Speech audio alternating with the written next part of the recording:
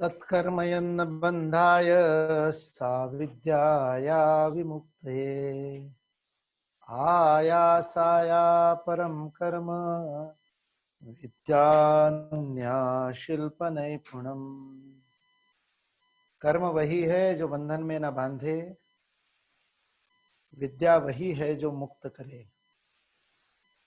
अन्य सभी कर्म व्यर्थ का प्रयास और अन्य सभी विद्याएं केवल कारीगरी है। आदरणीय डॉक्टर तुपकरी, मेरे मित्र नितिन गादेवार, सेवांकुर के अन्य पदाधिकारी गण, यहाँ उपस्थित अध्यापक वृंद, डॉक्टर, कंसल्टेंट्स और भारत माता के प्यारे सपूतों, बहनों और भाइयों, चिकित्सा क्षेत्र के विद्यार्थी मित्रों, सब लोग अपने परिचय में बता रहे थे सेवांकुर से कब से संबंध है। तो मेरा सेवांकुर से गत 6-7 वर्षों से संबंध है, संपर्क है और विविध कार्यक्रमों में मैं सेवांकुर में आता रहा हूं। और इस बार जब नितिन ने मुझे कहा कि हम जिन्होंने सेवांकुर के जिन विद्यार्थी और डॉक्टरों ने और कार्यकर्ताओं ने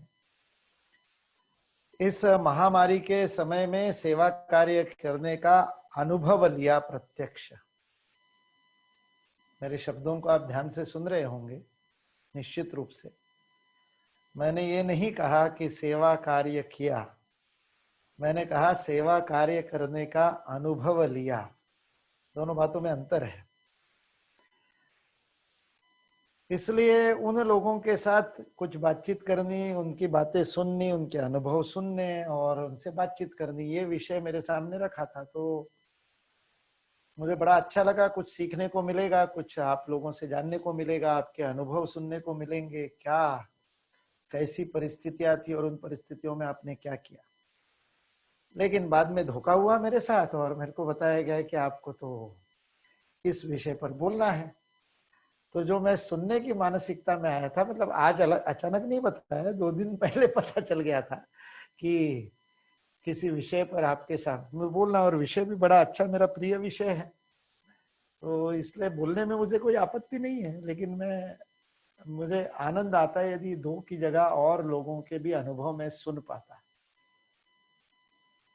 क्योंकि आपने जिस जीवन को चुना है, जिस कार्य क्षेत्र को चुना है, जिसको आप प्रोफेशन शब्द प्रयोग करते हैं अंग्रेजी में, जिस आजीविका को आपने चुना है,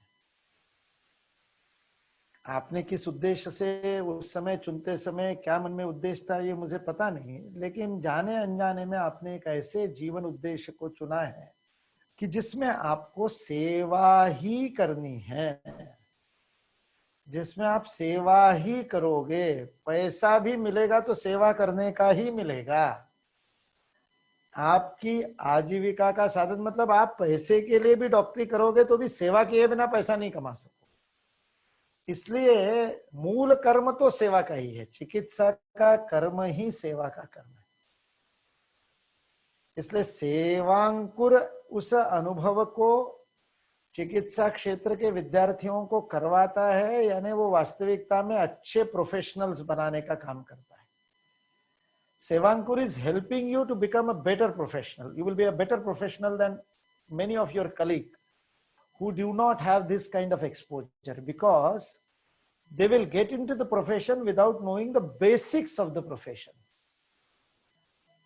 आपको लगेगा बेसिक मैं क्यों कह रहा हूं इसको, क्योंकि आपके जीवन में आप क्या करते हैं उसका जो परिणाम होता है वो इस बात पर नहीं निर्भर करता कि आप कितने सर्वश्रेष्ठता से, परफेक्शन से उस काम को करते हैं। That is secondary, because you are not a machine, you are a man. What is the difference between a machine and a man? A machine can do what is programmed into it. ये Zoom application चल रहा है क्योंकि इसको बनाने वालों ने उसको इस तरह से प्रोग्रामिंग किया है, इसलिए आप को होस्ट बना सकते हैं, इसलिए कोई म्यूट कर सकता है, कोई अनम्यूट कर सकता है, लेकिन उसकी प्रोग्रामिंग उतनी ही चलेगी जितनी आपका नेट का कनेक्शन होगा। गड़बड़ हो गया तो टू टा पा पू बच जाएगा। तो the machine will work on programming. If the program is perfect, machine will work perfect, the application will work perfect. The man does not work on programming. मनुष्य कर्म करने का उसको स्वातंत्र है, इसलिए मैंने उस श्लोक से प्रारंभ किया था जो भारतीय शिक्षण मंडल का ध्येय श्लोक है, बोध वाक्य है। मनुष्य को स्वातंत्र है कर्म करने का, इसलिए what makes effect in your life is not your action but your intention. आपका उस कर्म के पीछे का जो भाव है वह भाव परिणाम देता है, कर्म परिणाम नहीं देता। That's why you may become a very good surgeon, you may get the proficiency of using the different apparatus which is needed, different apps which are different tools which are needed for the surgery. You can get that proficiency through practice. आप अभ्यास करोगे, आप लगातार उसका सराव करोगे, बार बार करोगे, you will get more and more proficient. और बाद में तो वो बहुत अनुभवी हो जाते हैं, जिन्होंने हजारों की संख्या में बाईपास कर लिया, उनके लिए हार्ट खोलना भी कोई बड़ी बात नहीं रह जाती। पहले दिन जो करता है उसके लिए मुश्किल रहती होगी। If you become a physician, your practice, your clinical skills will develop. आप स्टेथोस्कोप ढंग से इस्तेमाल कर सकेंगे, आपको आदमी का चेहरा देख करके उसके भवों के बीच में जो परमानेंट शिकन बन गई है उससे उसका हाइपरटेंशन का अंदाजा होने लगेगा। You will get intuitive about your own work the more you work. That is perfection and proficiency of skill. किंतु आपका professionalism does not just depend on the skill set. It more depends on the mindset. जो set आपके ज्यादा काम आने वाला है वो सेट है माइंड सेट। इसलिए I told you, you will become a better professional because your mindset will be rooted in the basics of the profession. उस व्यवसाय के, उस आजीविका के अधिक गहरी जड़ों से आपको पोषण मिलेगा, आपकी मनस्थिति को। परिस्थिति महत्वपूर्ण नहीं होती, मनस्थिति महत्वपूर्ण होती। Even in this COVID situation, we have seen those warriors who can battle it out more, whether they are patient or whether they are physicians or nursing staff or the cleaning staff or whoever is involved, all these warriors, including the patients, वही ज्यादा अच्छी तरह से fight कर सकते हैं जिनका attitude बड़ा जोरदार है। इसलिए जो फेसबुक पे, व्हाट्सएप पे वो कोविड वार्ड में लोग डांस करते हुए और फोटो देखता हूं तो मेरे को लगता है ये तो इनका तो ठीक हो जाएगा, क्योंकि दे हैव गॉट दैट एटीट्यूड। और आपके अभी मॉडर्न साइंस में इसको साइकोसोमैटिक डिसीज आप कैसे कहते हो कि टेंशन, स्ट्रेस रिलेटेड डिसीजेस ज्यादा है, तो इसलिए वो स्ट्रेस को ठीक करना ये आवश्यक हो गया। इसलिए योग पार्ट हो गया modern medicine. This is on the basics of human tendency, that intention is more important than the action. जैसे मैं उदाहरण देता हूं, एक व्यक्ति ने बंदूक उठाई, सामने वाले की छाती पर निशाना साधा और गोली मारी, सामने वाले के जाकर के हृदय में गोली लगी, हृदय फट गया एंड इंस्टेंटली ही डाइड। सामने वाला व्यक्ति मर गया। बंदूक उठाई, घोड़ा दबाया, ट्रिगर दबाया, निशाना लगाया, सामने वाले के हृदय पे लगा, सामने वाला मर गया। सेम एक्शन, एक व्यक्ति को फांसी की सजा होगी। क्यों? क्योंकि it is a murder. He did it for personal vendetta और he did it for personal gain. किसी सेल्फिश मोटिव से उसने किया। The intention was for crime, criminal intention था, टू किल। दूसरे व्यक्ति को इसी काम के लिए बंदूक उठाई, गोली चलाई, सामने वाले के छाती में गई, हृदय भेद गया, सामने वाला मर गया। सेम इंटेंशन टू किल, लेकिन भाव बदल गया है। उसको आप परमवीर चक्र दोगे, क्योंकि वो काम वह गलवान में कर रहा है, बॉर्डर पे कर रहा है, एलओसी पे कर रहा है, कारगिल में कर रहा है। Same action, different result. Why? Action वही था, बंदूक उठाई, गोली चलाई, सामने वाले को मार दिया। विथ इंटेंशन टू किल मारा, मारने के लिए ही मारा, लेकिन क्यों मारा उसका भाव है। The killing was intended for a totally different thing. Absolutely, और मैं बोल क्या रहा हूँ। मैं डॉक्टरों के बोल रहा हूँ, नहीं नहीं, मैं तो पूरी कृष्ण की बात बोल रहा हूँ। कृष्ण अर्जुन को यही सामने वालों को, तुम्हारा भाई बंधु चाचा भतीजा गुरु कोई भी हो, वो धर्म के विरुद्ध खड़े हैं, इसलिए तुम्हारे मारने से तुमको पाप नहीं लगेगा, because your intention to kill is not a selfish motive. Your action gives result based on your intentions. So as a doctor, you will be more successful, more professional, more proficient, not just with the right skill set, but with the right mindset. And that mindset in your profession is seva, service. सेवा के mindset से business भी करोगे डॉक्टरी का तो भी ज्यादा सक्सेसफुल होगे. You will be better professional because your mindset is set. इसलिए सेवांकुर उस कमी को पूरा कर रहा है, शिक्षा व्यवस्था की उस कमी को पूरा कर रहा है जो डॉक्टर तो बना रही है, मनुष्य नहीं बना रही. ऐसी शिक्षा व्यवस्था जो संवेदना का निर्माण नहीं कर रही, जो कम्युनिकेशन स्किल्स नहीं सिखा रही, जो कंपैशन नहीं सिखा रही, जो एम्पैथी नहीं सिखा रही, जो सेवा और संवेदना के बिना केवल और केवल इंफॉर्मेशन को नॉलेज के रूप में परोस रही है, ऐसी शिक्षा व्यवस्था की एक बहुत बड़ी व्यावहारिक कमी को, practical lacuna of the education system is being fulfilled by the Sevankur. That's why it is very important work that you all are doing, and I congratulate you all. जो नए जुड़े हैं उनको भी, जो पुराने कार्यकर्ता तन मन धन से लग करके काम कर रहे हैं, और डॉक्टर तुपकरी सबके सिरमौर, उन सबको, उनको मैं बहुत बहुत बधाई देता हूँ, अभिनंदन देता हूँ. भगवत गीता फॉर यूथ, इस शब्द में एक छोटी सी बात, और वो जो आपने मैसेज भेजा था वो मेरे पास कई जगह से घूम घाम करके आया. उस संदेश में भी आपने लिखा था कि हम लोगों की गलतफहमी है कि भगवत गीता रिटायरमेंट के बाद में पढ़नी चाहिए. वो तो बुजुर्गों के लिए, बिल्कुल नहीं है, ये संभव ही नहीं है. उस समय समझ में ही नहीं आएंगी. लोग, रिटायर्ड लोग भी पढ़ते हैं, लेकिन उनको समझ में आकर के कोई फायदा नहीं, कर नहीं सकते ना जो कृष्ण करने को कह रहा है. क्योंकि भगवत गीता संवाद है. भगवत गीता के हर अध्याय के अंत में कहते हैं, श्रीमद् भगवत गीतासु उपनिषत्सु ब्रह्म विद्यायाम योग शास्त्रे. उसका विषय क्या है, कहां से लिया है, पूरा साइटेशन, मॉडर्न जैसा साइटेशन होता है ना, बिब्लियोग्राफी देनी पड़ती है रिसर्च पेपर लिखने के बाद कि तुमने कहां से लिया है. तो ये श्री भगवत गीता क्या है, ये भगवत गीता उपनिषद से ली गई है.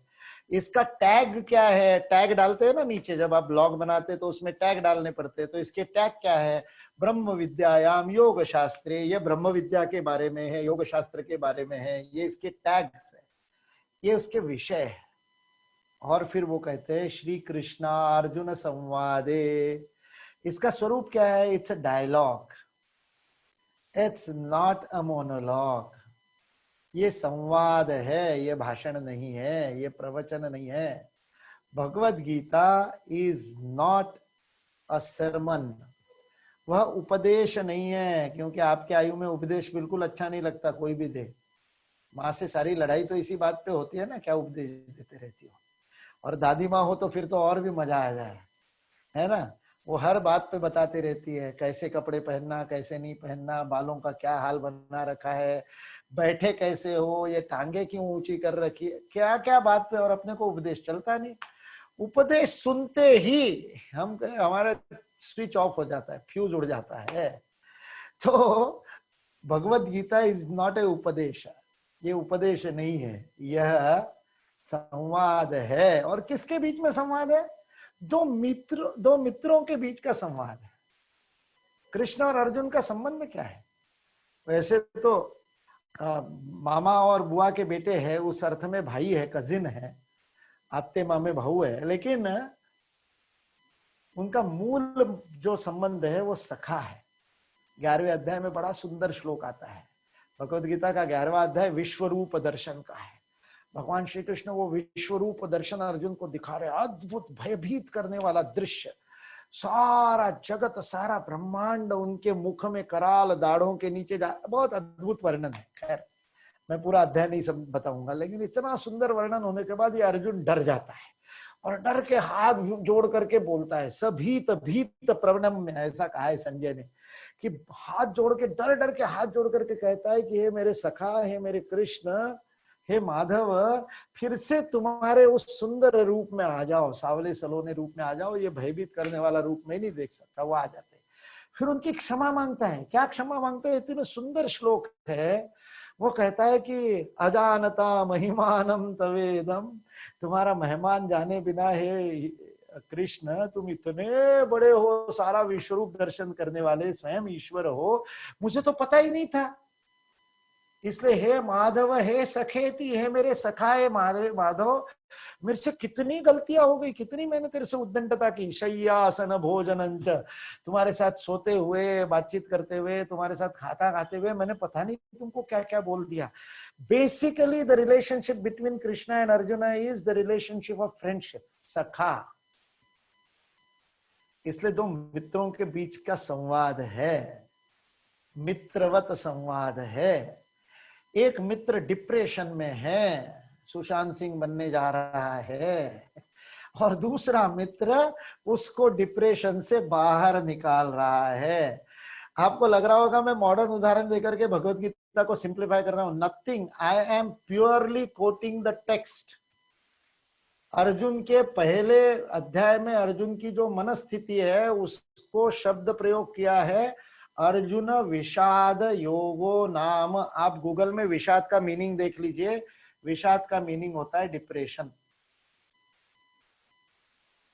पूरे डिप्रेशन के सिंड्रोम है। आप तो डॉक्टर लोग हैं और आपके में से कोई साइकेट्री में बाद में स्पेशलाइजेशन करने वाला हो, तो भगवत गीता के पहले अध्याय में अर्जुन के सारे लक्षण आप यदि पढ़ेंगे, वे पथुश्च शरीरे में रोम हर्षश्च जायते, गांडीवं संसते हस्तात् पक्षैव परिधय्यते, न च शक्नोम्यवस्थातुं भ्रमतीव च मे मनः।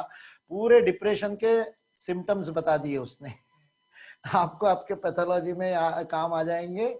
जब आप विकारों के वो सिम्टम याद करते हो तो भगवत गीता का श्लोक आप डिप्रेशन के सिंड्रोम के रूप में याद कर सकते हो। वो कह रहा है मेरे सारे एंजाइटी से कैसे वो रोम खड़े हो रहे, मेरे गूज़बम्प्स खड़े हो रहे, वे पतुश्च शरीर में पसीना छूट रहा है, मेरे को पसीना छूट रहा है, मेरा सारा शरीर कांप रहा है, मेरे हाथों में ताकत नहीं रही है, चक्कर आ रही है, भ्रमती व चमे मना, गिडीनेस लग रहा है, भूख नहीं लगती, जीभ पे कोई स्वाद नहीं है। सारे डिप्रेशन के सिम्टम्स है।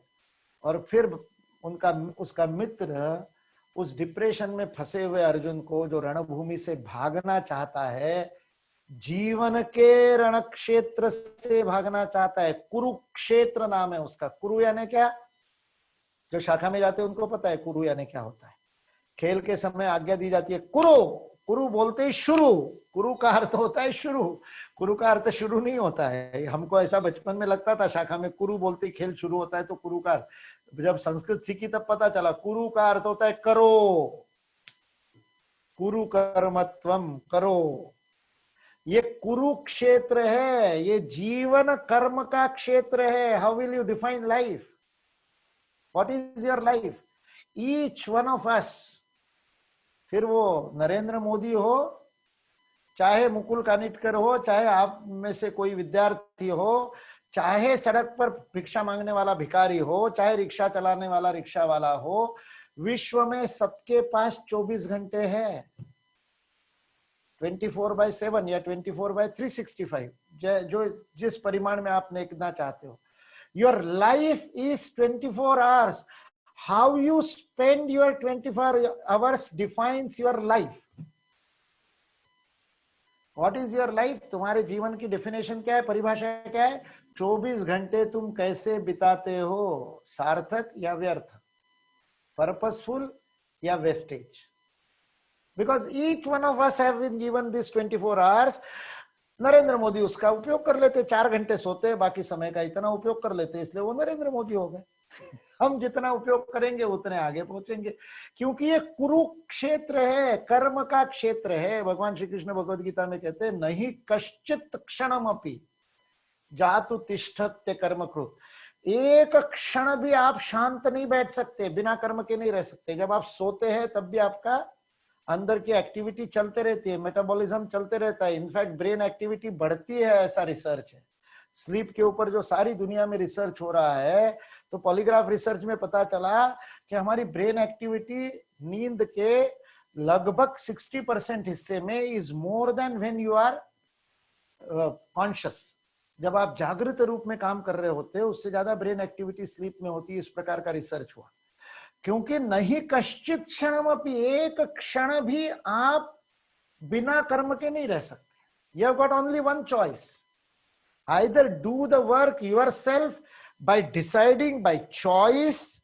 मैं तय करके मेरे जीवन के 24 घंटे ऐसे बिताऊंगा, ये स्वातंत्र। नहीं करोगे तो फिर क्या होगा? If you don't decide what to do and how to do, फिर क्या होगा? प्रकृते हवशः कर्म, आपका नेचर आपको खींच करके आपसे कर्म करा लेगा। You will be bound by your nature. उसका पूरा साइंस बताया आगे। सात्विक होंगे तो सात्विक नेचर से काम करोगे, तामसिक होंगे तो तामसिक नेचर से काम करोगे, राजसिक होगे तो उस नेचर से काम करोगे। If you don't choose, then nature will choose for you, because you can not be without karma. कर्म के बिना रह नहीं सकते। जब 24 घंटे कर्म करना है, विच इज बेटर? किसी और से परवश होकर के, प्रकृति के वशीभूत होकर के, किसी और के हाथ में अपनी चाबी दे करके कर्म करना ठीक है, या खुद डिसाइड करके कर्म करना ठीक है? The Bhagavad Gita gives you the way to decide your path.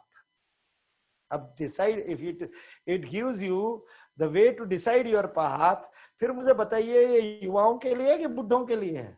बुढ़ों को पाथ डिसाइड करना है कि युवाओं को पाथ डिसाइड करना है? भगवत गीता का विषय ही ये है। भगवत गीता का विषय, संस्कृत साहित्य इतना अद्भुत है, इट्स सो ब्यूटीफुल। जैसे मैंने बताया ना, वो पूरे श्लोक के अंत में बोलने वाले इसमें पूरा साइटेशन दे दिया। वैसे संस्कृत के किसी भी ग्रंथ का आपको ग्रंथ पढ़ने से पहले तय करना है, व्हाट इज द सब्जेक्ट, इस ग्रंथ में क्या सब्जेक्ट है। आपको किसी भी महाभारत उठा करके आपको देखनी है, महाभारत का टॉपिक क्या है। रामायण उठा के देखनी है, रामायण का टॉपिक क्या है। फलाना उपनिषद, संस्कृत का कोई भी ग्रंथ लेकर के उसका यदि टॉपिक आपको पता करना है, बहुत सिंपल कोड है संस्कृत साहित्य का। क्या कोड है?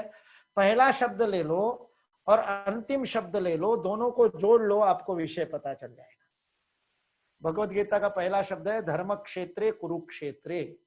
तो पहला शब्द क्या हुआ? धर्म। धर्म के क्षेत्र यानी खेत या फील्ड या मैदान, धर्म का फील्ड है। कुरुक्षेत्र यानी कर्म का फील्ड है। लेकिन पहला शब्द क्या है? पहला ही शब्द लेना है, दो शब्द धर्म। फर्स्ट शब्द इज धर्म। पहले श्लोक का पहला शब्द धृतराष्ट्र के भाषण बोला। ये में से धृतराष्ट्र का निकला। धृतराष्ट्र ने संजय को पूछा, क्षेत्रे कुरुक्षेत्रे समवेतायुयुत्सवः मामका पांडवाश्चैव किम कुर्वत संजय। हे संजय, मुझे बता, धर्म क्षेत्र कुरुक्षेत्र में युद्ध के लिए उत्सुक होकर के एकत्रित आए मामका, मेरे पुत्रों ने, और पांडवा, पांडु के पुत्रों ने क्या किया? किम अकुर्वत, क्या किया? पहला श्लोक धृतराष्ट्र ने पूछा। फिर संजय ने सारी कथा बतानी शुरू की। लाइव टेलीकास्ट किया संजय ने, उसको दिव्य चक्षु दिए थे व्यास ने, तो उसने बिल्कुल कमेंट्री के साथ में पूरे युद्ध का लाइव टेलीकास्ट किया। वो भगवत गीता ऐसे शुरू होती है। पहला शब्द याद रखो, पहला शब्द क्या है? धर्म। सो भगवत गीता के विषय में पहला शब्द अपन ने ढूंढ लिया, धर्म। और अंतिम शब्द ले लो, भगवत गीता का लास्ट श्लोक क्या है? वो संजय के मुख से है। संजय धृतराष्ट्र को कह रहा है, संजय धृतराष्ट्र को बता रहा है पूरी भगवत गीता सुनाने के बाद कि मेरा क्या मत है, अपना मत बता रहा है। यत्र पार्थो धनुर्धरा, यत्र, जहां कृष्ण है, जहां पार्थ है, वो कहता है तत्र श्री विजयीर भूति ध्रुवा नीतिर मतिर मम, वहीं पर जहां कृष्ण है, जहां पार्थ है, वहीं पर विजय प्राप्त होगी। लेकिन अंतिम शब्द क्या है? मतिर मम। अंतिम शब्द क्या हुआ? मम। पहला शब्द क्या था? धर्म। दोनों को जोड़ दो तो भगवत गीता का विषय मिल गया। मम धर्म, मेरा धर्म क्या है, मेरा स्वधर्म क्या है, व्हाट आई शुड डू, मेरा कर्तव्य क्या है, what is my way, what is my path. That मम धर्म is the topic of Bhagavad Gita. पूरी भगवत गीता में अर्जुन को 18 अध्याय में यही बताया तेरा रास्ता क्या है। अर्जुन रास्ते से भटक गया, दो राह पे आ गया, युद्ध के बीच में खड़ा है, इतने वर्षों से तैयारी कर रहा है, नीट दे दी उसने, नीट में क्लियर हुआ फिर उसके बाद में एडमिशन लिया, इतने साल उसने मेहनत की, पढ़ाई की, फिर पीजी किया, और सब करने के बाद में लास्ट में जब रणभूमि में खड़ा हुआ तब कंफ्यूज हो गया, टू बी और not to be, to do और नॉट टू डू। 1 मिनट पहले, इतना गजब का है वो, 1 मिनट पहले धनुरुद्यम्य पांडव, धनुष्य उठा करके कह रहा है, ताल ठोक करके कृष्ण को कह रहा है, चलो सेनयोर उभयोर मध्य रथम स्थापय मेच्युत, दोनों सेनाओं के बीच में मेरा रथ खड़ा करो। क्यों? कैर्मया सह युद्धव्यम। चलो सारा ऑपरेशन थिएटर तैयार करो, सब सैनिटाइज करके रखो, सब करो तैयार, पूरा पीपी किट पहन करके तैयार हो गया। और उसके बाद में पूछता है किससे युद्ध करना है बताओ। कैर्मया सह योद्धव्यम, मुझसे युद्ध करने के लिए कौन कौन आया है, अस्मिन रण समुद्र में, यहाँ कौन कौन खड़ा हुआ है मैं देखना चाहता हूँ। कृष्ण ले जा करके खड़ा किया और बताया ये देख तेरे चाचा मामा ताऊ गुरु सब, आचार्यान मातुलान पुत्रान पौत्रान सखिन तथा सब दिखा दिए, ये सब तुम्हारे खड़े हैं, लड़ो इनसे। तो वो देखते ही वो पंचर हो गया लास्ट मोमेंट पे, स्टेज फियर। सारा भाषण तैयार करके जाते हैं, पूरा रट लिया, शीशे के सामने खड़े हो करके तैयारी कर ली, और माइक के सामने खड़े होने के बाद पैर लटपट लटपट लटपट लटपट कांपते हैं। वही स्थिति अर्जुन की है।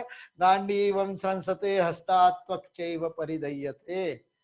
जिसके भरोसे कृष्ण ने शपथ ली थी कि शस्त्र नहीं धरूंगा हाथ में, सांगेन युक्तिचाचार, चार बातें बताऊंगा, केवल दिशा दर्शन करूंगा, रिमोट कंट्रोल से काम करूंगा कहा था, जिसके भरोसे वो man of the match Sachin Tendulkar कह रहा है आज मैं खेलूंगा नहीं, और कह रहा है मैं नहीं खेल सकता, न योत्स्य, मैं नहीं लड़ूंगा, यह बोल करके रथोपस्थ उपाविशत, रथ के पीछे जाकर के बैठ गया धम्म से, नहीं इट्स डन, हो गया। और तब भगवान श्री कृष्ण ने अर्जुन को उठ करके खड़ा किया। 27 बार, 700 श्लोक है भगवत गीता में, 700 श्लोक में 27 बार भगवान श्री कृष्ण ने कहा उठ खड़ा हो युद्ध कर, उठ खड़ा हो युद्ध कर, चल तस्मात् त्वमुत्तिष्ठ यशो लभस्व युद्धस्व विगत ज्वरः, बार बार उठा उठा करके।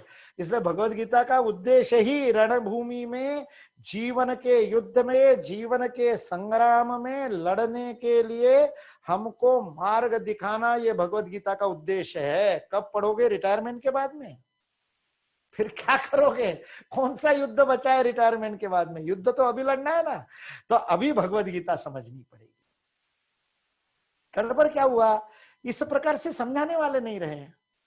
समझाने वाले बड़ी बड़ी बातें है ही, उसमें है ही पूरा तत्वज्ञान है, जीवन का तत्वज्ञान है, और जीवन में लड़ना है। मैंने शुरुआत इसीलिए वहां से की थी ना, मनस्थिति से कर्म होता है। जब मनस्थिति से कर्म होता है तो मन को समझना पड़ेगा ना, मन कैसे काम करता है।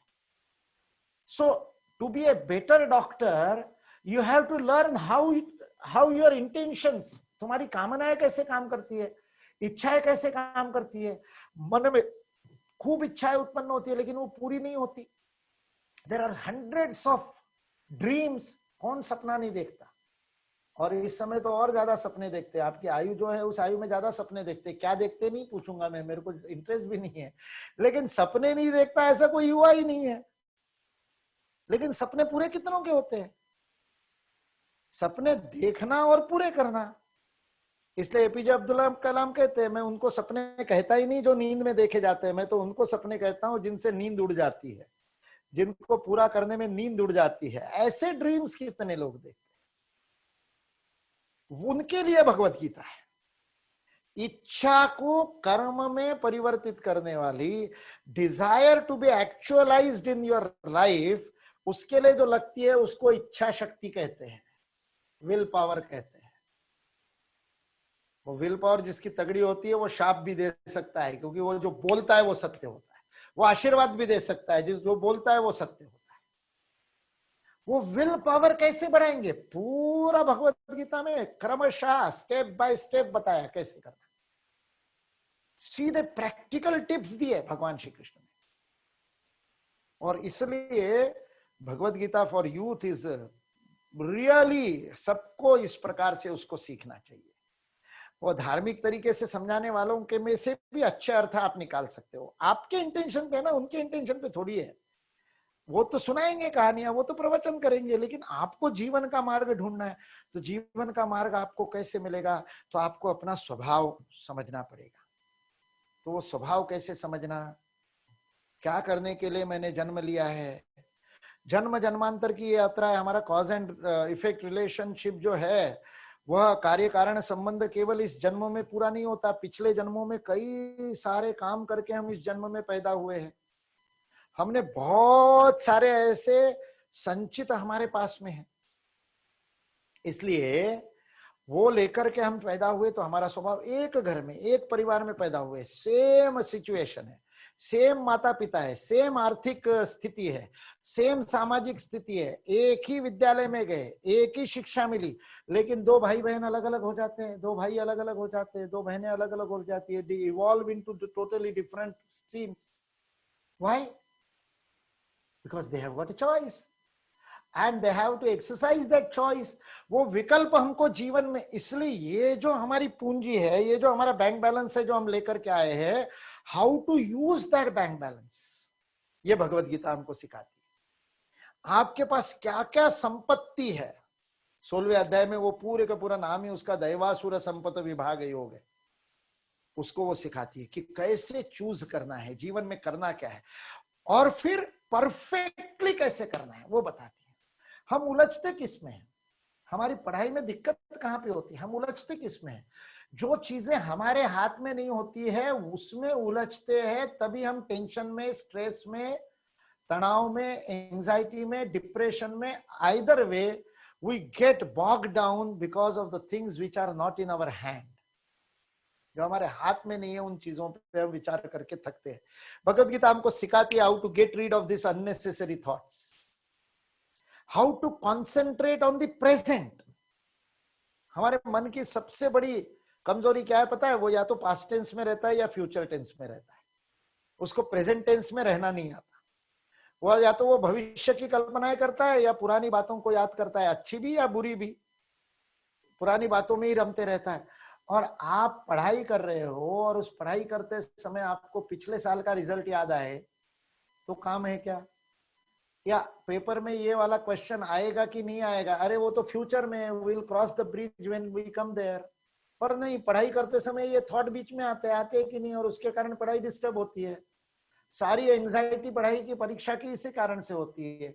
परीक्षा की किसको एंजाइटी? वो तो मैंने किसी को पूछा कि कैसे गया परीक्षा, कैसे हुई? बोले बहुत अच्छी हुई। तो मैंने उसको कहा परीक्षा बहुत अच्छी हुई? मैंने कहा फिर क्यों दुखी दिख रहा है? बोले परीक्षा की चिंता ही नहीं है, परीक्षा तो मैं अच्छी देता हूं हमेशा, रिजल्ट खराब आता है। परीक्षा तो अच्छी होती है, रिजल्ट खराब आता है। मैंने कहा then there is no problem because result is not your hands. परीक्षा देना तुम्हारे हाथ में है, तुम उसी बात पर कॉन्सेंट्रेट करो जो तुम्हारे हाथ में है।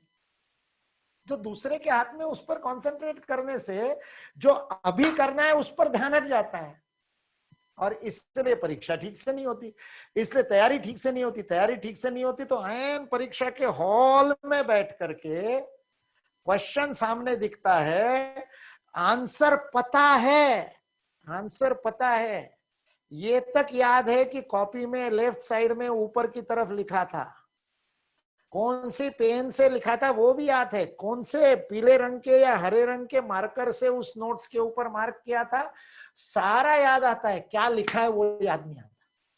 होता है कि नहीं ऐसा? व्हाई? बिकॉज उसको पढ़ते समय रिजल्ट की चिंता कर रहे थे।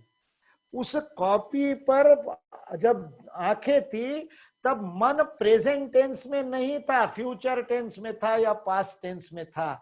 कर्म सर्वश्रेष्ठ तब होता है जब आपका मन उसके साथ होता है। बुद्धि युक्तो जहातीह उभे सुकृत दुष्कृते तस्मात् योगाय युज्यस्व योगः कर्मसु कौशलम। कर्मसु योगः, कर्म में मन लगाओगे, जो कर रहे हो उसी में ध्यान रहेगा।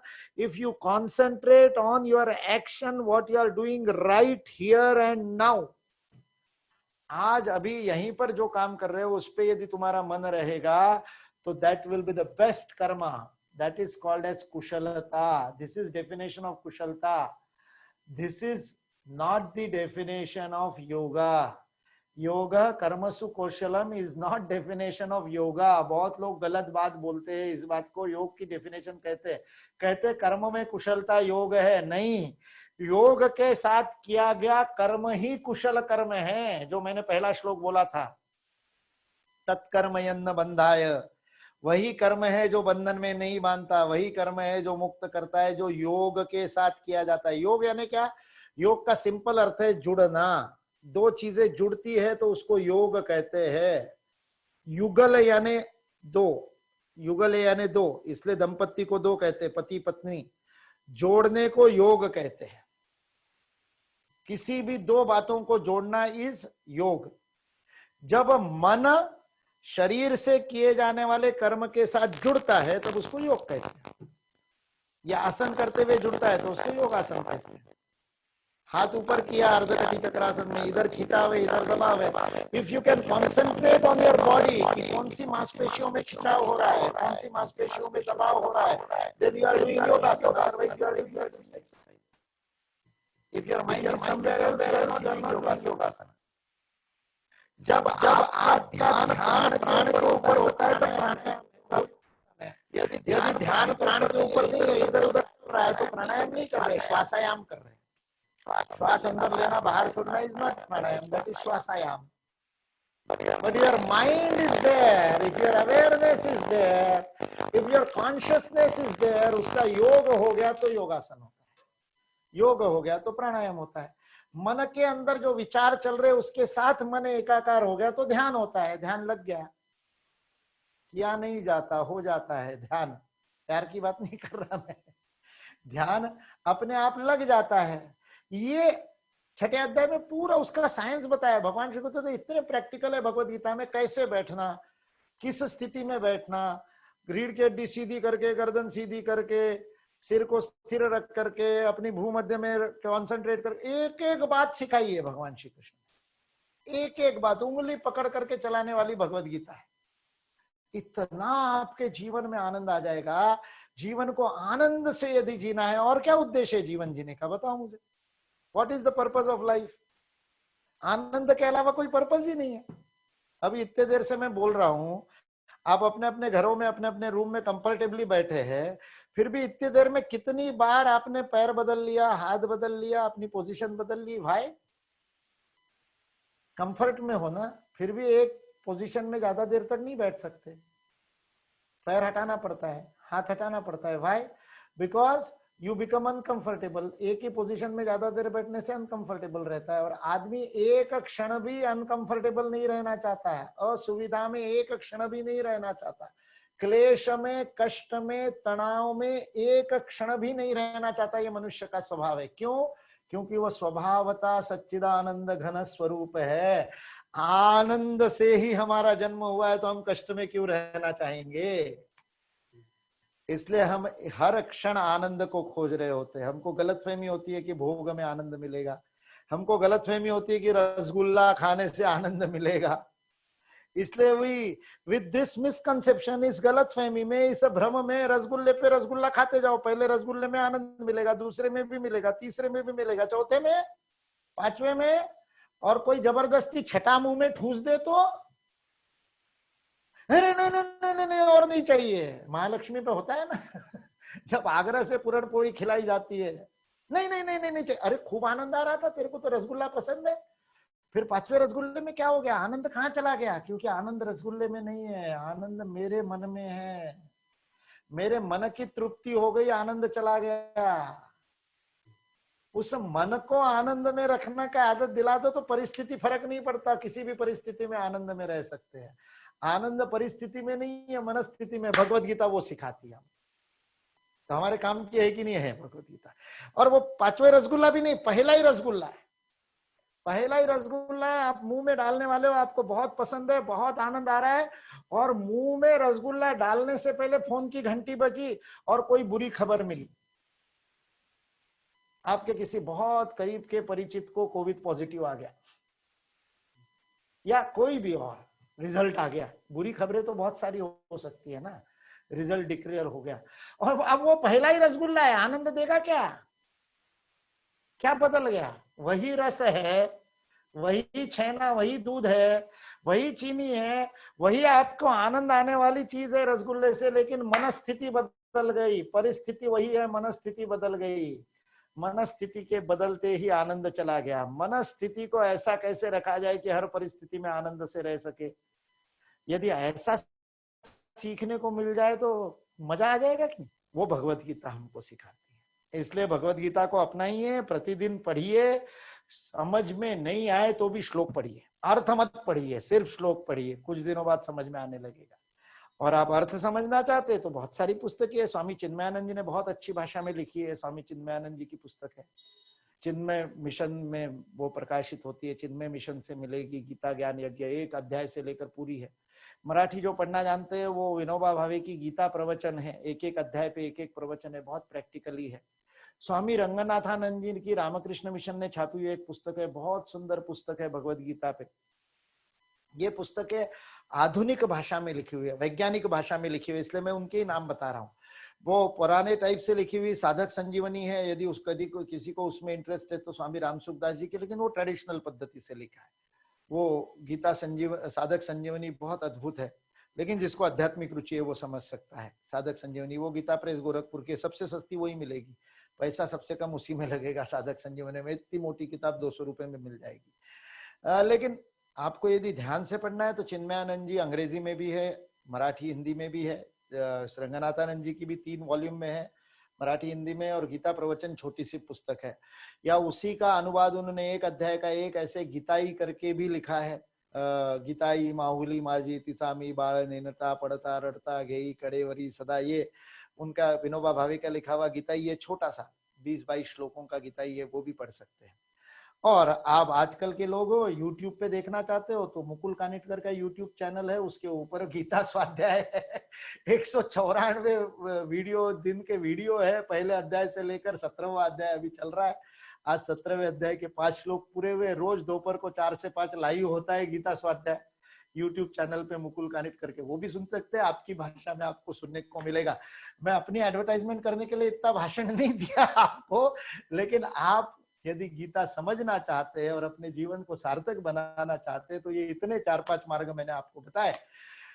अच्छे से गीता को समझिए, जीवन में कर्म कीजिए। इस कुरुक्षेत्र में सेवा का अद्भुत अवसर आपको मिला है। बहुत अच्छे प्रोफेशनल बनिए, बहुत सक्सेसफुल प्रोफेशनल बनिए, लाखों लोगों के जीवन में आनंद फैलाइए, तो आपका आनंद तो कितने गुना बढ़ जाएगा। धन्यवाद।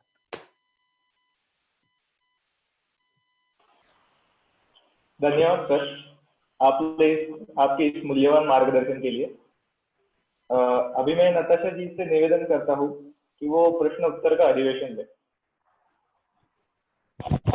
नमस्ते, am I audible? Yes, yes. Yeah, thank you sir, आपने इतने अच्छे से समझा। आई डोंट थिंक कि इससे बेटर अंडरस्टैंडिंग मिलता हमें, इससे बेटर मार्गदर्शन मिलता हमें। हमारे पास कुछ क्वेश्चंस आए हैं जो हमने रजिस्ट्रेशन के वक्त लिए थे, तो मैं शुरू करती हूँ। अपना पहला क्वेश्चन ये है कि हम मोह माया से कैसे अपने आप को डिटैच करें। फिर वो मोह लोगों का होता है, पैसे का मोह होता है, ये जो सारी मटेरियलिस्टिक चीजें हैं, ये ग्रीडीनेस, ये सब पैदा करती है। तो हम इस जाल से कैसे अपने आप को मुक्त करें?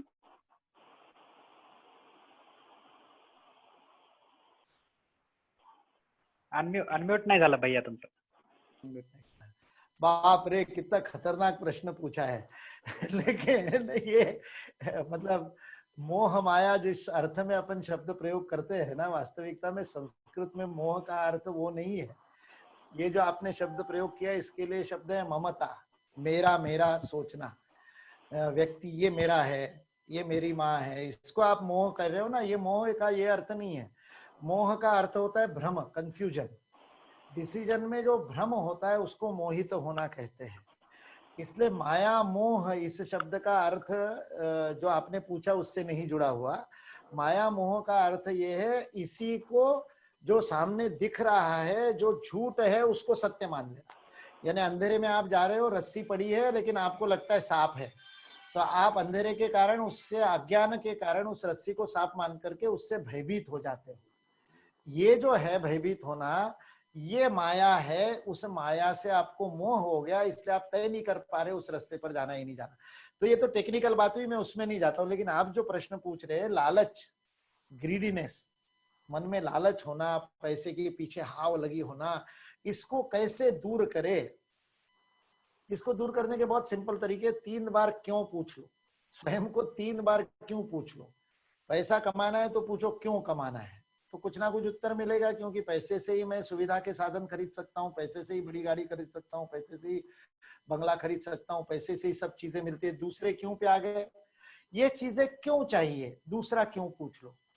ये चीजें किस लिए चाहिए, तो ये चीजें होगी तो मैं सुविधा में रहूंगा, ये चीजें होगी तो मेरे को बहुत अच्छा रहेगा। अच्छा, सुविधा मिल गई तो क्या होगा, क्यों सुविधा क्यों चाहिए?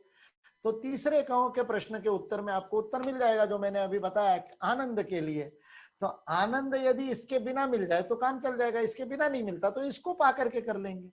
लेकिन मेन पर्पस आनंद है, तो आनंद के लिए प्रयास करेंगे। आनंद के लिए पैसा भी कमा लेंगे, पैसा कमाना बुरी बात नहीं है, पैसा कमाना चाहिए, खूब कमाना चाहिए। हमने भारत में कभी दरिद्रता की उपासना नहीं की, हम महालक्ष्मी के उपासक है। हम दिवाली करते लक्ष्मी की उपासना करते, केवल लक्ष्मी की नहीं, महालक्ष्मी की उपासना करते। इससे पैसे कमाने को बुरा मत मानो, केवल एक ही बात बताई, धर्म से पैसा कमाओ, अधर्म से मत कमाओ।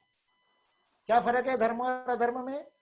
मेहनत करके अपने परिश्रम के प्रतिफल में कमाओ, बिना कुछ दिए लो मत, नंबर 1। नंबर 2, देते और लेते समय किसी और को कष्ट मत दो। किसी और को में व्यक्ति, समाज, राष्ट्र और प्रकृति भी, इको फ्रेंडली भी, ये धर्म है, बाकी कोई धर्म नहीं। ये 2 चीजें ध्यान में रखोगे तो धर्म का पालन हो जाएगा। बिना कुछ दिए फ्री में मत लो, जितना दिया उससे अधिक मत लो, और ये लेन देन करते समय ऐसा काम मत करो जिससे किसी को कष्ट हो। ये 2 काम करोगे तो चाहे जितना पैसा कमाओ वो अधर्म नहीं है। इसलिए यदि पैसा कमाने की इच्छा है, उसको छोड़ने की बात कर रहे हो तो छोड़ने की जरूरत नहीं, उस इच्छा को सही करने की जरूरत है। ये न केन प्रकारेण, बाय हुक और क्रूक, ये नहीं करना, भ्रष्टता से नहीं करना, शॉर्टकट से नहीं करना। बस इतना सा तय करो, फिर चाहे जितना कमाओ। पर क्यों नहीं करना शॉर्टकट से? क्योंकि शॉर्टकट से करोगे तो भरना तो पड़ेगा ही, यहाँ जो छोड़ोगे वो दूसरी जगह भरना पड़ेगा। क्योंकि law of conservation of energy है, आप सबने पढ़ा है। सारी दुनिया में एनर्जी समान रूप से है, उसका एक, जैसे मैंने कहा था 24 घंटे आपको मिले हैं, वैसे उस 24 घंटे में उपयोग में लाने के लिए, स्पेंड करने के लिए आपको एनर्जी मिली है। Your life is the bundle of time and energy, time plus energy is your life. आप उस एनर्जी को स्पेंड करते हो, उसके बदले में आपको कुछ मिलता है। आप शॉर्टकट मारोगे, एनर्जी स्पेंड नहीं करोगे, लेकिन बदले में भोग कर लोगे बिना एनर्जी स्पेंड किए, तो किसी और ने आपके भोग के लिए एनर्जी स्पेंड की है, उसका अर्थ होगा। क्योंकि law of conservation of energy, दुनिया में कुल मिलाकर के एनर्जी एक समान है। इसलिए मैं खर्च नहीं करूंगा तो कोई और खर्च करेगा, तो कल मेरे को ये खर्च करनी ही पड़ेगी। भोग से मेरे को रोग होगा, रोग से एंजाइटी होगी, एंजाइटी से टेंशन होगा। जो आज शॉर्टकट लिया, बचा लिया, वो कल देना पड़ेगा। इसलिए शॉर्टकट मत अपनाना। किसी दूसरे के लिए कानूनी गलत है, पकड़े जाओगे, बर्बाद होगे, मैं बिल्कुल ये भय नहीं दिखाता हूं। तुमको आनंद चाहिए ना, वो आनंद नहीं मिलेगा यदि धर्म से नहीं कमाओगे। क्योंकि तीसरे क्यों में उत्तर मिला था। पहला क्यों, पैसा क्यों कमाना, सुविधा के साधन जुटाने के लिए। साधन क्यों चाहिए, तो साधन से सुख मिलेगा, सुख सुख प्राप्ति के लिए सब कर रहे हो ना, तो फिर धर्म से कमाओ। बस इतनी सी बात है, बाकी कुछ। धन्यवाद सर। अपना दूसरा क्वेश्चन ये है कि क्या हमें हर चीज से खुश होना चाहिए या फिर संतुष्ट होना चाहिए, क्योंकि अगर हम किसी मोड़ पर जीवन के किसी भी मोड़ पर संतुष्ट होते हैं तो ग्रोथ स्टॉप्स देयर एंड अपना फोकस वहां से हट सकता है। तो हमें संतुष्ट होना चाहिए कि नहीं होना चाहिए? बहुत सुंदर प्रश्न है। संतुष्ट होना चाहिए, परिणाम से संतुष्ट होना चाहिए, प्रयत्न से हमेशा असंतुष्ट रहना है। डिफरेंस समझ में आ गया? Don't be satisfied with your efforts. Don't be satisfied with your effort. Never be satisfied with your effort. और प्रयत्न करने के लिए ये असंतोष रहना चाहिए खुद के प्रयत्नों के प्रति। लेकिन उस एफर्ट्स के बाद जो परिणाम मिलता है वो आपके हाथ में ही नहीं, वो किसी और के हाथ में। उस दिन टीचर का मूड ठीक नहीं था इसलिए अच्छे मार्क्स नहीं दे पाए, को रोना है। मेरे प्रयास में मैं कैसे वृद्धि करूंगा।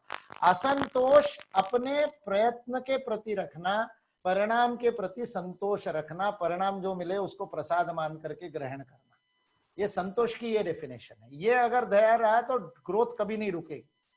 लेकिन परिणाम के प्रति यदि असंतुष्ट रहे तो ग्रोथ होगी नहीं, क्योंकि एफर्ट कमजोर हो जाएंगे। एफर्ट करते समय रिजल्ट ध्यान में आने लगेगा, और इसलिए यदि परिणाम के प्रति, आप रिजल्ट के प्रति, किसी भी निष्कर्ष के प्रति, धोनी छक्के मारता है, मैच जीतता है, जीतने से आनंद भी होता है, लेकिन अगले मैच में जीता कि नहीं जीता इसकी चिंता नहीं करता। और छक्का मारा, उसके नेक्स्ट बॉल पे पूरे पिछले छक्के की याद रखेगा तो नेक्स्ट बॉल पे बोल्ड हो जाएगा, कंसंट्रेशन नहीं कर सकेगा। इसलिए रिजल्ट के प्रति संतुष्ट रहना, प्रयत्न के प्रति असंतुष्ट रहना, that is the success story. ये भगवत गीता का संदेश है।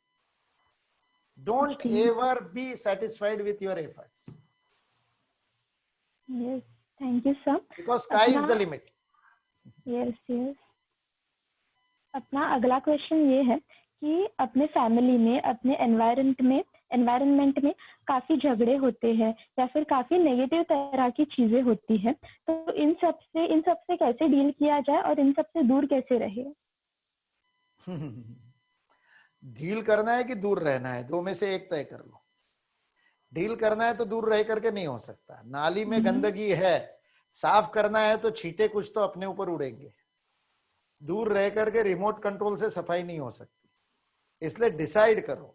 दो तरीके से काम कर सकते हो। या तो खुद को बचाने में सारा जीवन लगा दो कि छींटे मेरे ऊपर नहीं गिरे, छींटे मेरे ऊपर नहीं गिरे, लोग खराब रहे तो भी मैं निगेटिव नहीं हो जाऊं, मैं निगेटिव नहीं हुआ, ऐसे अपने स्वार्थ में प्रयास करते रहो। सारी जिंदगी बीत जाएगी लेकिन 2-4 छींटे तो पड़ी जाएंगे, बच नहीं पाओगे। If you are not part of solution, you are part of problem. इसलिए सोल्यूशन देने का प्रयास करो। और सोल्यूशन कैसे होता है? सोल्यूशन होता है उलझना नहीं कभी भी उसमें। बिना उलझे सोल्यूशन कर सकते हैं। दूर भी नहीं रहना, उलझना भी नहीं। यही 2 शब्द प्रयोग किए भगवान श्री कृष्ण ने। वो जो कर्मण्ये वाधिकारस्ते मां फलेषु कदाचन, ये बहुत घिसा पीटा जो श्लोक है ना भगवत गीता का, जिसका अर्थ लोगों को कभी समझ में नहीं आता, उल्टा सीधा अर्थ समझाते हैं। कर्म की चिंता करो, फल की मत करो, नहीं कहा है भगवान श्री कृष्ण ने। भगवान श्री कृष्ण ने स्टेटमेंट ऑफ फैक्ट दिया है, कर्मणि एव अधिकारस्ते, तुम्हारा अधिकार केवल कर्म पे है, फल पे नहीं है, ये बोला। It's a statement of fact. इसलिए क्या करो बताया, तो करो बताने में 2 बात बताई। मां कर्म फल हेतुर्भू माते संगोस्तु कर्मणि, भागो भी मत, उलझो भी मत। भागो भी मत, उलझो भी मत। That is the way of becoming solution. Solution बनने का वो तरीका है मन से उलझे बिना, प्रेम से संबंध बना करके। जैसे इसमें तुम्हारे मेडिकल प्रोफेशन में व्यसनाधीनता ये बहुत बड़ी समस्या है। ड्रग एडिक्शन तक चली जाती है। स्मोकिंग, ड्रिंकिंग तो बहुत कॉमन है। मेरे को आज तक समझ में नहीं आया मेडिकल के स्टूडेंट और मेडिकल के हॉस्टल में ये सब कैसे होता है, जबकि आपको उसका सारा साइंस पता है कि उससे गड़बड़ क्या होती है, फिर भी होता है और बहुत बड़े प्रमाण पे होता है। मैं अभी सेवांकुर के कारण ही नहीं, बहुत पिछले 30 वर्षों से मेडिकल स्टूडेंट्स के साथ काम करता आया। अब इससे बचने के तरीके के ऊपर आपको चारों तरफ आपके निगेटिविटी है, आप कभी भी सकिन हो जाओगे, प्रतिष्ठा का विषय बन जाता है, बहनों के लिए भी प्रतिष्ठा का विषय बनता है कई जगह, मेरे को पता है, अरे इतना सा नहीं होता है, तुमसे ये नहीं होता है, ऐसे होता है। Don't not getting sucked into it, कैसे होगा? आपको अपनी दृढ़ता, मानसिक दृढ़ता पक्की रखनी है, और उसके साथ में जो ऐसे काम कर रहे हैं उनके प्रति प्रेम रखना है, संबंध रखना है, उनके प्रति घृणा रख करके काम नहीं चलेगा। You will get sucked into it if you hate somebody. Hate is much stronger than love. इसलिए don't waste hate on anybody. Hate करने के लिए एकदम फिर चीन पाकिस्तान को चुन लेना, बाकी आसपास में हेट नहीं करना। अदृश्य शत्रु को हेट करना, दृश्य शत्रु को कभी हेट नहीं करना। विगत ज्वरः, इसलिए दया रखो, प्रेम रखो, दया रखो, उनके प्रति करुणा रखो। अरे बेचारा यार, इसको पता नहीं। मेरा बहुत सिंपल फॉर्मूला है, जो युवा, जिस युवा को नशे की आवश्यकता पड़ती है उसको मैं युवा नहीं मानता। क्यों? क्योंकि जवानी का नशा है नहीं उसमें, इसलिए दूसरे नशे की जरूरत पड़ती है। जवानी का नशा जिसके अंदर हो उसको दूसरे नशे की कहाँ जरूरत पड़ेगी? तो ऐसे लोग जो जवानी में नशा करते हैं उनके प्रति करुणा रखो। अरे बेचारा बुढ़ा हो गया, 20 साल का बुढ़ा, 22 साल का बुढ़ा, ये करुणा मन में रखोगे तो दोनों काम होंगे। You will not get sucked into it, और आपके मन में चूंकि उनके दया बुद्धि है और प्रेम बुद्धि है, तो धीरे धीरे आपका संबंध यदि बन जाएगा तो धीरे धीरे वो भी उसमें से बाहर निकल जाएंगे। आप उनको एक्सट्रीम में जाने से बचा पाओगे। डोंट स्टार्ट गिविंग उपदेश, अरे ये खराब है वो खराब है, मत बताओ। संबंध बनाओ। जब आपके संबंध जुड़ जाएंगे, जब आपको अपना प्रिय मित्र सखा बनने लगेगा, उस समय बिना बताए छूट जाएगी, और नहीं भी छूटे तो भी कंट्रोल में रहेगी। इसलिए गंदगी को साफ करने का यही तरीका है, उलझना नहीं और भागना नहीं। राइट। हमारे चैट बॉक्स में कुछ प्रश्न है, हम उन्हें लेते हैं। सो पहला प्रश्न ये है कि is there a particular way to read Bhagavad Gita? सबसे सुंदर तरीका तो पठन है। संस्कृत एक ऐसी भाषा है, Sanskrit is such A scientific language कि जिसमें उच्चारण मात्र से अर्थ की अनुभूति होती है। In the beginning it will not happen because your mind is so working, it will disturb you, आप उसके वाइब्रेशंस का अनुभव नहीं कर पाएंगे। लेकिन गीता की चैंटिंग आप कीजिए, और उसके लिए मैं बताता हूँ, बहुत सुंदर चैंटिंग आप कहीं से भी डाउनलोड कर सकते हैं या यूट्यूब पे सुन सकते हैं। वो चैंटिंग है स्वामी ब्रह्मानंद जी ऑफ चिन्मय मिशन, स्वामी ब्रह्मानंद जी, उनकी बहुत सुंदर चैंटिंग की, भगवत गीता चैंटिंग की सीडीज है, मेरे पास सीडीज भी है और यूट्यूब पे भी उपलब्ध है। बहुत सुंदर सरल साफ शब्दों में उन्होंने चैंटिंग किया है। The best way is to chant. Sanskrit में चैंटिंग का जो पदाघात होता है, जो शब्दों का आघात होता है, उस आघात से उठने वाले वाइब्रेशन से अंदर में अनुभूति होती है। That is the purest form of understanding Bhagavad Gita. और नहीं तो फिर स्वाध्याय करना is reading commentaries on Bhagavad Gita. उसके मैंने 3-4 बता दिया आपको, अलग अलग लेखकों के नाम बता दिए। यूट्यूब पे देखना है तो मैंने चैनल बता दिया जी। अपना अगला क्वेश्चन ये है कि which are the must readable अध्यायस फॉर यूथ? सारे ही है वैसे तो, लेकिन अध्याय 3 कर्मयोग के बारे में है, 12वां भक्ति योग के बारे में है, और 16वां अध्याय जिसमें ब्लैक एंड व्हाइट में बता दिया क्या करना क्या नहीं करना। तो ये 3 अध्याय तो कम से कम पढ़ने चाहिए। Okay, thank you sir. अपना अगला क्वेश्चन ये है, और मेडिटेशन आदि करना है तो 6ठा अध्याय। ओके। अपना नेक्स्ट क्वेश्चन ये है कि यस, मन जो इस पर मन अपने मन पर कंट्रोल कैसे रखे? How to practise self control with anything? वाह, इसका नाम जिसने प्रश्न पूछा है उसका नाम अर्जुन तो नहीं है ना? क्योंकि एग्जैक्टली यही प्रश्न अर्जुन ने पूछा है। अर्जुन ने कहा है कि बहुत कठिन है इस मन को, उसने कहा वायोरिव सुदुष्करः।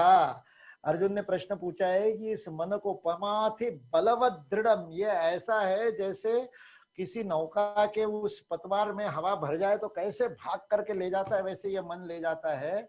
इसको नियंत्रित करना मुट्ठी में वायु को बांधने जैसा है। वायु रिव सुरदुष्करा, इस मुट्ठी में हवा को बांध सकेंगे क्या?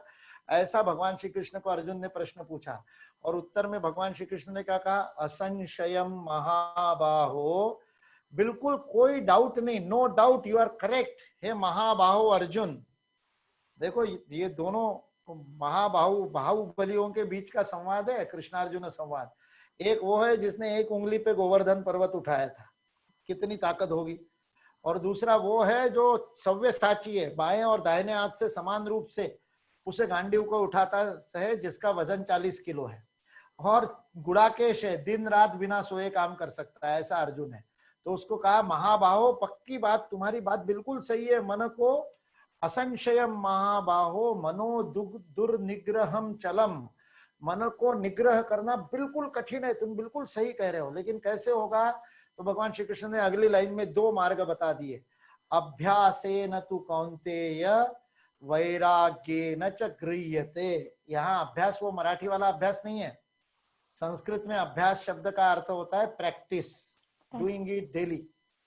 अभ्यास ये महर्षि पतंजलि के योग सूत्र से भगवान श्री कृष्ण ने सीधा सीधा उठाया है। ये सूत्र है, अभ्यास वैराग्याभ्याम तन निरोधः।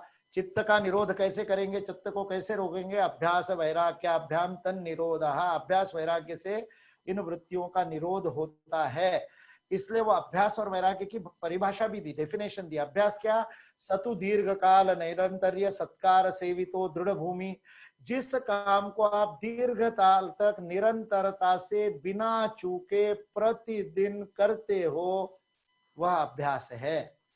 जैसे आप हनुमान चालीसा बोलते हो, बिना चूके यदि आपने 12 वर्ष तक हनुमान चालीसा बोली तो अभ्यास है। 12 वर्ष एक दिन भी बिना चूके, इसको कहते हैं अभ्यास। अभ्यास से मन को नियंत्रित किया जा सकता है, नंबर 1। और नंबर 2 बताया वैराग्य। वैराग्य ने सन्यासी बन जाना नहीं, घर बार छोड़ देना, प्रचारक बनना मेरे जैसा, वो नहीं। वैराग्य का अर्थ है राग द्वेष से परे जाना। बहुत सिंपल डेफिनेशन स्वामी विवेकानंद ने दी वैराग्य की। स्वामी विवेकानंद कहते हैं वैराग्य यानी पॉजिटिव थिंकिंग। आधा गिलास खाली है कि आधा गिलास भरा हुआ है? आधा खाली है कि आधा भरा हुआ है? आधा खाली है बोलोगे तो द्वेष है, आधा भरा है बोलोगे तो राग है। स्वामी विवेकानंद कहते दोनों से परे चले जाओ तो वैराग्य है। पॉजिटिव थिंकिंग क्या है? गिलास तो पूरा भरा हुआ है, आधा पानी से आधा हवा से, ये वैराग्य है। जीवन में जब ये दृष्टिकोण आ जाएगा तो वैराग्य हो जाएगा। ये 2 बातें आ गई, वैराग्य आ गया। और नियमित रोज सूर्य नमस्कार करो, हर दिन सूर्य नमस्कार बिना चूके 365 दिन। आपको देखो मन का कैसे करना। हनुमान चालीसा बोलो, भीम रूपी महारुद्रा बोलो, कुछ ना कुछ नियमित तय करके रोज करो, बिना चूके करो। पूजा करो, जप करो, कुछ भी करो, कोई भी पॉजिटिव चीज बिना चूके 12 वर्ष तक करने का संकल्प लो और मन को पॉजिटिव रखो। मन का देखो कैसे कंट्रोल होता है, एकदम तुरंत नियंत्रण में आ जाता है। Thank you sir. अपना अगला क्वेश्चन है, in Mahabharat, Krishna says that we can change our niyati by our present actions, but it depends on us. But he also claims that niyati अपना निर्माण खुद करती है, meaning what's bound to happen will happen anyhow. So isn't that contradictory? No, not at all, not at all. आपको समझना पड़ेगा, नियति के दोनों अर्थ है। नियति का अर्थ है कहाँ आपको ले जाती है, नी नयति धातु से नियति शब्द बना है। तो what is your ultimate, where you want to reach ultimately is your destiny, is your niyati. You are destined to reach there. अब उसमें 2 बातें काम करती है, 2 इंजन है। एक इंजन है प्रारब्ध का और एक इंजन है पराक्रम का। प्रारब्ध भी क्या है? पिछले जन्मों में आपने किया हुआ कर्म है। पिछले जन्मों में जो कुछ भी आपने अच्छा या बुरा किया होगा, सुकृत या दुष्कृत किया होगा, उसको लेकर के आप पैदा हुए हो, दैट इज प्रारब्ध। वो आपको पाया हुआ आपका बैंक बैलेंस है। आपके प्रारब्ध के अनुरूप आप काम करो,